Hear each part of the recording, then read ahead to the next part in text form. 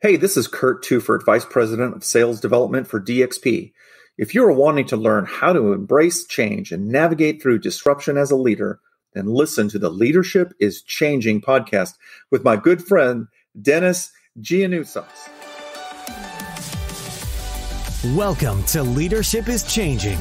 Each week, we and our guests provide information and insights through exploring leading change. This is taking your leadership to another level by finding the balance between executive excellence and personal well-being through stories that inspire real change. It's time to adapt in our fast-moving world when leadership is changing with your host, Dennis Giannoutsas. Hey, welcome to the show, Leadership is Changing. What we as leaders know to be true is that change is constant. Leaders everywhere confront similar obstacles because people are people, but everywhere you go, leaders are overwhelmed, disrupted, and under pressure. They run from email to email, meeting to meeting. Many leaders are not changing quick enough, which means they run the risk of becoming irrelevant and being left behind. Perhaps the show is taking our listeners' leadership to another level by finding their balance between executive excellence and personal well-being through stories that inspire real change. I believe we don't have enough effective leaders in the world today, and if we can get the leaders to step up and lead change, then they can inspire real change. Hey listeners, it's now time to adapt in our fast-moving world. Hey listeners, welcome to today's episode. Great to have you with us here. I have a wonderful guest with me today. His name is Curt Tueffert, and he is the Vice President of Sales Development for DXP, a Houston, Texas-based $1 billion industrial distributor. Curt is also the professor at the University of Houston, where he teaches sales and marketing. He wrote a book, The 5 Stones for Slaying Giants, and continues to speak professionally across the United States. He's part of the Salesforce rollout to over 200 outside salespeople and developing a few marketing promotional videos as part of his role as the VP of Sales Development. Curt, a massive welcome to you. Hey, Dennis, good afternoon or good morning, depending upon where your listeners are listening from. I am so excited to be on your show today. Great. Wonderful to have you here. Now, whereabouts in the world are you today? You know, I'm in Houston, Texas, and where it's still spring, but it's starting to leave us to the humidity of summer. Yeah, it gets very humid there, It's sticky. Yeah. I've been there a few times, and it's just so hot. Even I thought Dallas was hot, but then when I got to Houston, it was like, wow, the humidity is just amazing. But a wonderful place to be. And in fact, I would love to move there. I love that whole Texas area. People say to me, "What, Texas?" And I'm like, "Are you crazy? Texas is great. I think it's awesome." But hey, that's all good. Now, Curt, I've given a brief introduction to our listeners. Now, anything else you want to share about your background? Sure. You know, as the VP of Sales Development for a large company, there is a lot of leadership that comes through, whether it's sales leadership or customer leadership. This rollout that we're doing of a very complex piece of software called Salesforce is rolling out to at least 200 outside salespeople plus 200 inside sales people plus support and staff. And without any kind of a clarity or direction, we can drift very quickly. And I'm finding myself trying to work with very opinionated adults. And anyone who's leading a person or a team who are in management or supervision, I hope you can empathize with me or sympathize that this is not an easy endeavor. And the opinions, is that because they all think they know how to do it better? What's the opinions, sort of the main themes, if I can put it that way? Well, some people think they can roll it out better. Other people are, why are we even doing this? And so the resistance comes from a rollout where this is change. People are afraid of change, whether it's change in management, change in direction, change in software. And we're doing all of this, and it can be a little bit of a pushback. Yeah, you're so right. I mean, change is not just about a organization doing a restructure. It could be anything that we're doing. As you said, direction. It could be a brand new system, processes being put in, technology coming along, even just people changing roles and things like that. There's changes everywhere, and it's how people accept that change and then move forward. And I think there's a big thing that, there's a program that I do, and it's more about how do we actually lead change? Because one thing is for us to go through change personally, but the other thing is actually for us to lead the change. And I think it's quite interesting to see how that happens. And I've got a program that I deploy and deliver to leaders and get them to start thinking a little bit differently and starting to move forward, which is interesting. Now, Curt, how did you get into leadership? I've tried to find my place in the world by trying to volunteer at first for any type of position that would get me into a leadership role. Going through college, getting into my early careers, even wanting to be a professional speaker on leadership. I was mentored early on that when my mentor said, "I understand you want to teach about leadership. Are you doing any leadership?" And I had to reflect back on thinking, no, I'm not leading anything or anybody right now. So over many, many decades, I found myself leading organizations, volunteer organizations. I just got back from doing a men's retreat where I was leading 33 people, serving about 100 people. And there's a lot of leadership in all different kinds of eclectic natures. And I just kind of gravitate toward that and just learn as I go. Yeah, awesome. And when you say you learn as you grow, what do you learn? I mean, if you're actually there to help other people, are you learning at the same time? How are you learning from that experience? I'm observing and I'm understanding. I'm trying to become a student of psychology or a student of behavior. As you just said in the beginning, Dennis, that change management, you have a program to help leaders in change. Change is so fearful. Even if I'm just moving from left to right, from the left hallway to the right hallway, people are stopping and saying, "We've never done that before. We've never done it that way before. Why are we doing that?" That's an honest fear reflex on people. And I need to slow down and coach them as to the why, even though my behavioral style is I'm very much a driver. Do it my way because I said to do it my way. Well, I found that is not working very well in 2022 when there's so much sharing and collaboration that could take place. Yeah, it's interesting to see how the human behavior or the way that people react to certain situations. And you're so right. I mean, it's the why is one thing, and I think what you are as being a driver, that's the what. And then if I think about the how, there's the analytical people who are wanting to know what the steps are and when are we going to do, what's the next thing, where we're going, and the plan. So you're having to cater to all those different people as well and coach them through it as well. Curt, I find that the word coach is really interesting with a lot of leaders. I'd love to get your thoughts on this as well, is that there are people out there who tell people to do things versus those who actually need to coach people. How are you finding the difference between those two things? I'm finding that we're still in a slippery area where there are still people who gravitate to the authoritative leadership of a militaristic style, do this because I said so. And then there's a whole group of people who are revolting against that type of leadership, and they're looking for collaboration. They're looking for coaching. Myself, I started with the authority complex. I'll do it because you're my boss and you asked me to do it. Now, as I'm getting older, I'm asking more, can you give me a reason why we're doing this? And, Simon Sinek is a phenomenal writer who wrote a book, It Starts With Why. And if we can at least try to articulate why we're about to do what we're going to do, and then repeat it, rehearse it, reframe it, recolor it, we will slowly get more people to adopt it rather than the militaristic, do it because I'm the authority figure. I think that's just having a hard time sticking today. Yeah, I love it. I love the way you've actually shared that about the reframing, the recoloring, and I love that. I think that's spot on. Now, here's a question for you. Now, this person could be alive or from history. Now, who's your favorite leader and why? I really struggle with that question, Dennis, because there are leaders for different things. I think back of the people who I really like. I like Martin Luther King because he led a movement, and that movement was very emotive. I like Tony Robbins because he's a leader in a motivational standpoint. I like a man who leads his family because that's the tradition I come from.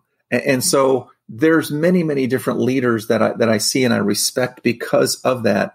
And I think we're kind of in a vacuum right now. We hear about people who are leaders, whether it's more of a motivational or more of an inspirational social or even a religious, and then they go and they fall and they are hypocrites and they do damage. And that damages all of leaders we all get slapped in the face as we stand in line with that. And it's really difficult. And so I pick my leaders based on what they do and how they're doing it for that particular scenario.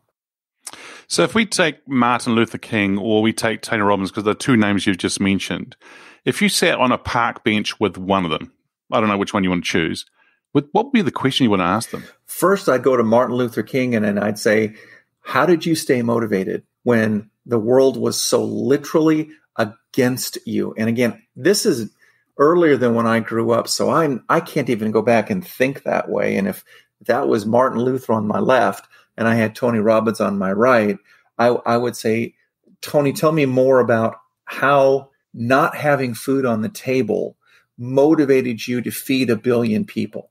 And how did you stay motivated when the world was against you?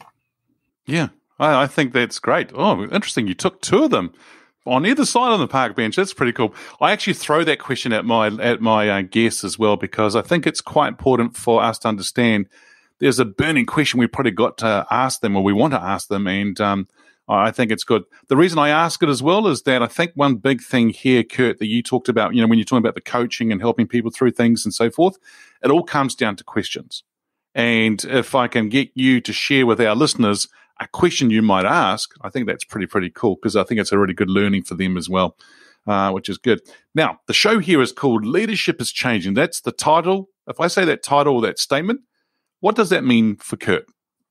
I think leadership is changing from that maybe the 70s and 80s authoritative to the 90s and the early 2000s servant leader. What does that mean? And now we're moving into a coach mentoring role. I think leadership continues to ebb and flow and evolve. And I think now we're trying to collaborate because the world is smaller, technology is larger, there's more tools available for us to help in our leadership advancement. Yeah, I like that. The stages of coaching, of leadership, authority to servant leadership, and then onto the more of a coaching collaborative side of things. I love that. I think that's a beautiful way to say it, actually, because you can see the different stages over the years, and it's really good. Now, you and I are living in a world whereby it's fast-paced, ever-changing, and it's around data, technical, social, business, even science, I would add in there. It's just moving so fast. What makes a leader successful in today's fast-paced, ever-changing world? I wish there was a one-size-fits-all answer, Dennis, for that one, because then you and I would be on a remote island, just enjoying life.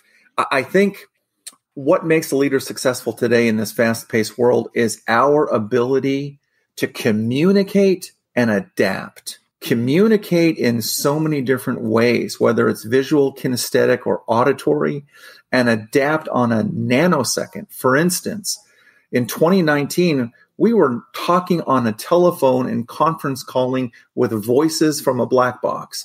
Not 24 months later, we're using Zoom and Teams, and we're adapting. Now leadership has a visual aspect to it. And while we could lament the fact that we have to go on another Zoom call, we can communicate ideas in PowerPoint and in image and in video and collaborate instantaneously, which allows our leadership to be able to move the message faster to the masses. Yeah, I thought that was a massive change for a lot of people. Just imagine if you and I owned shares within Zoom. I mean, that would have been pretty cool, wouldn't it? We would have done very well out of it. But who'd have thought? Who'd have thought? Yeah. But the other thing is that I think that a lot of organizations, there's some that actually were already doing that quite a lot, and also have that sort of hybrid working from home and so forth. I mean, I worked from home for many years because of my global role. If I wasn't traveling, I was either working from home, went to the office very, very little. But then, there's a lot of organizations that didn't do that at all. And now having to go home and work from home, that transition was really big. With you and your employees and the organization you were at, did they have to go home and work from home? And what was that transition like? We were faced with that on the immediacy. Yes, we basically disbanded our corporate office, a 4-story building in Houston, Texas. We made the decision that we wanted to keep our employees safe. And again, when you were in the throes of this, you had no idea what was going on in 2020. March of 2020, we disbanded. We moved away. I wrote notes. I created training videos on how to work remotely from home. And then we started using and adopting this new technology. And now we're finding in such a short amount of time, think of history and think about how things were created and adopted within decades. Now in 2 to 3 years, we've got this new technology that allows our employees who we thought needed to come to the office because of the agrarian society, they can be just as productive at home, just not defined from 8 to 5 in a cubicle on the 3rd floor off to the left. And we're still trying to recover and scratch our heads going, are we ever going to be back to fighting the traffic to go to that downtown to pay $100 a month in parking to sit in the same cubicle you could sit at home for? Wow. Yeah, that's amazing. That whole thought you just mentioned there, right, is amazing. Even just sitting in the traffic to go to the office and that transition, because we don't actually have that transition between the office and home and office home. That's one thing. But the other thing too is, are you back in the office now? Are people coming back into the office? How is that transition back from home into the office now? What's that been like in the US? In the US, what has happened is they've not all come back. Maybe it's from fear, or maybe it's from the policies, whether they're from the U.S. government or coming down to the individual company. We've also found that some people are coming back on maybe Tuesdays and Thursdays or Mondays and Fridays, and they can still collaborate. They can still put their teams together and get their work done. However, we're starting to adapt on that one. Since I work in a marketing role, I believe that marketing people need to be together because we create things. But maybe we don't have to be creative every day. And so maybe some of these marketing people can work from home, but we have our sessions, our times where we come together, we're locked in a room, and we get that creativity. That's different. That's change. And I don't think we're going back to 2019. Okay, yeah, that's good to know. And the creativity side of things, bringing people together and being more creative, have you found people are a lot more creative when they're face-to-face, or has it not really changed any different? A little bit of creativity. The tragic nature of that is that there are people with a very extroverted, spontaneous personality that they're creative on a moment's notice. Right. And if you and I were to go to a meeting and say, okay, Thursday at 3:00, Dennis, we have to be creative and go. We may not bring our creative clothes to that meeting, and it's a forced march, and it's very difficult. Yeah, I suppose that's true. I mean, it's interesting how you say it's not just an on-off switch. It's something that comes. I think about that's the same as me myself. If I think about it, that sometimes it might be 2 a.m. in the morning and I wake up with an idea, and next minute I'm in my office, and next minute I'm brainstorming, and next minute I'm like, wow, and I can't wait for my partner to wake up because then I want to share it with her and tell her what's going on and all that stuff and hurry up and wake up. But, it's just amazing how it comes to you at the time. And so the right time is when it's the right time. It's not a specific time that's in our calendar. Now, Curt, we've been talking about leaders and through the lenses of leadership. If we start thinking about employees and through the lenses of an employee, how has employee expectations of leaders changed? Gosh, what a great question, Dennis. How has expectations of employees changed? As a leader, I'm finding people are either jaded or hungry. They're jaded because of whatever life is thrown at them. And so their trust resistors are on full alert. And so they're maybe not going along that quickly. And then there's a vacuum where people are hungry for authentic leadership, whether it's servant-based, coaching-based, maybe it's just authoritative, but they're looking for that one in a season. And we as leaders have to understand in certain seasons, we may change our leadership style because of the objective of trying to get something done. We don't have 4 weeks. We only have 4 days. So we got to change our style. Or maybe we have a long runway, and so we have to change our style from authoritative to more collaborative in order to get more people nodding their head in the right direction. So that adapting based on the situation and based on the season is something that's very important for people to understand. And I think you're talking about before about authority or authoritative, servanthood, and then on to being the coach and collaborative is really something that we've been thinking about.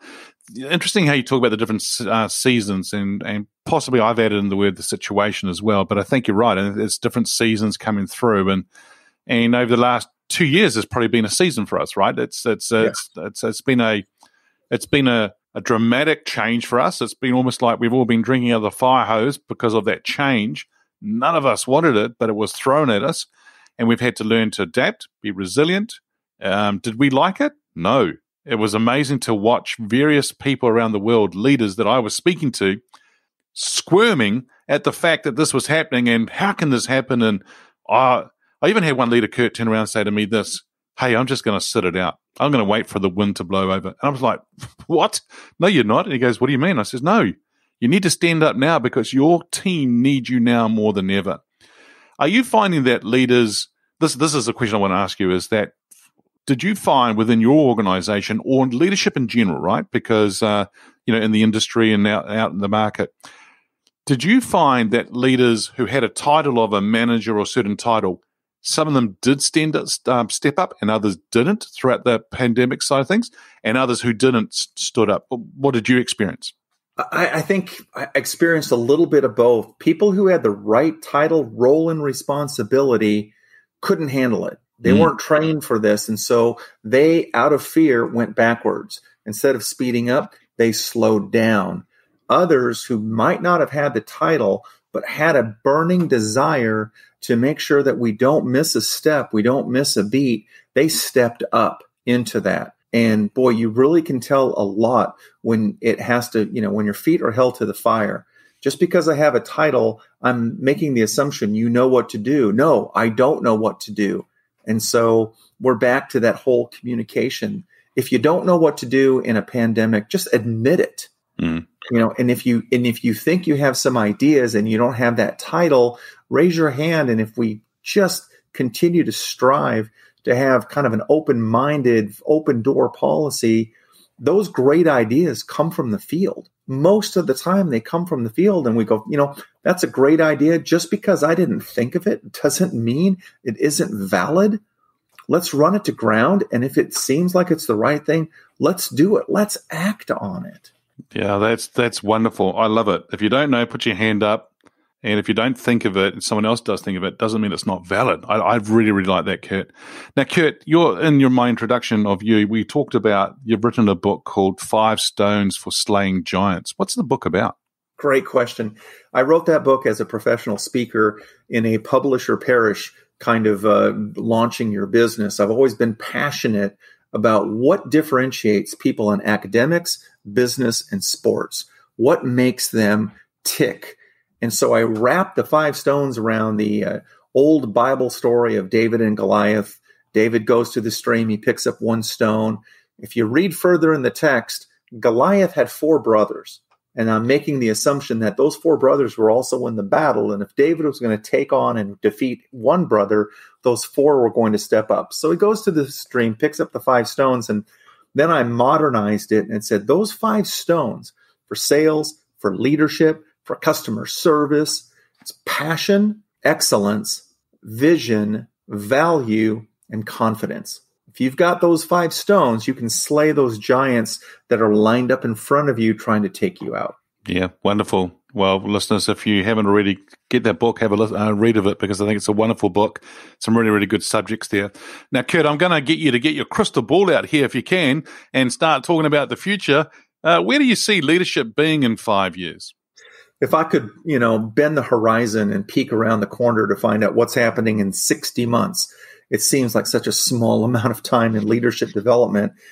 I think we're in that fork in the road where it's a little bit of a mixed bag of having leadership of hard rules versus collaboration. There's a need for that. Leaders need to have those tough, hard rules in order to either make a profit, move people into a certain direction, or collaborate. Now, this is a great example here in the United States. There's a change in leadership of a very large company called Disney. And the leader who was there was the icon, was one of the greatest leaders for that company for the longest time since Walt started it. This new leader has got so many divisions and factions and collaborations and cultures, and he's making some changes that will make some people happy, but other people not happy. And the world is progressing in one way and it's staying stuck in its conservative roots in another. And it's just, I really feel for the guy, because in the next 5 years, as he just started his tenure as the president of Disney, he is going to have to both have hard and fast rules, which is going to frustrate some, and he's going to have to collaborate, which is going to frustrate some. And so I think leadership in the next 5 years is trying to find its footing between being the authoritative person and that coaching culture. Yeah, very good. I love it. And it's interesting to see how many organizations, depending on the leader coming on board, how they go through those different changes and transitions and so forth, and whether it does mean that they're collaborating together well and they're actually gelling as an organization moving forward, or there is those factions and fractions and a whole lot of people whereby there's a lot of dysfunction as well that starts to happen. And we've actually witnessed that as well in Hewlett-Packard over the years. You know, we had one CEO and he left. 9 months later, the new CEO left, and then Meg Whitman came on as the CEO, and how she turned that ship around within 5 years, but stayed on for another 2 or 3 years after that just to make sure everything was well done. It was just interesting to see it. And you think about HP, and you think that Carly Fiorina was running that play for a while. And what I remember from Carly is that she wanted to go on sales calls. So there's a leader who doesn't hide behind a desk or on an org chart. There are some leaders, even in multi-billion-dollar corporations, who want to be in the field, who want to be closing that deal, who wants to lay that business card down that says, I am the president. The buck stops with me. That's an exciting, energetic thing if the person is cut for that. But other people are better in the financial side, the analytical side. Maybe they're a little bit introverted, and so maybe they should be left and building a phenomenal organization of people around them who are those extroverts and who could be that. Steve Ballmer versus Bill Gates. There's a Microsoft example. Larry Ellison for Oracle, the gentleman who's running Salesforce. Just different people with different leadership styles and how all that changes. But to your point, Dennis, HP went through a pretty significant change, and yet they're still by far, head and shoulders, one of the most successful analytic, research, innovative companies that are out there in that space of technology. Yeah, absolutely. Hey, Curt, this has been awesome talking with you. Thank you so much for joining us on today's show. If our listeners are wanting to get a hold of you, where should they go? The easiest place is just go to LinkedIn. My last name, it will be in the show notes there, Tueffert. There's only one of me out there, and we can connect, we can talk, we can chat. If any of your listeners have any questions on leadership, please just go through LinkedIn, send me a message. I would love to be able to connect and communicate with you. Curt, thank you so much once again. It's been a real pleasure talking to you. Thank you. Thanks, Dennis. Well, there you go, listeners. Leadership of hard and fast rules versus collaboration. Hey, listeners, what we as leaders know to be true is that change is constant. Change is incredibly scary, especially with the unknown and unfamiliar territory. It's time to adapt in our fast-moving world when leadership is changing. Look out for the episodes as they're being released. Download them, have a listen, put a review and a rating. Feel free to share them with your friends, your family, and your network. Hey, if there's any feedback you'd like to give me about the show, or if there's a question you have for the Ask Dennis Freestyle episode, then send me an email, dennis@leadingchangepartners.com. Hey, listeners, it's always a pleasure being with you. Thanks for tuning in. Until next time, bye for now. Thank you for listening to this episode of Leadership is Changing with your host, Dennis Giannoutsas. Each week, we and our guests provide information and insights through exploring leading change, inspiring executives and leaders to adapt and lead a bigger game in a fast-moving world.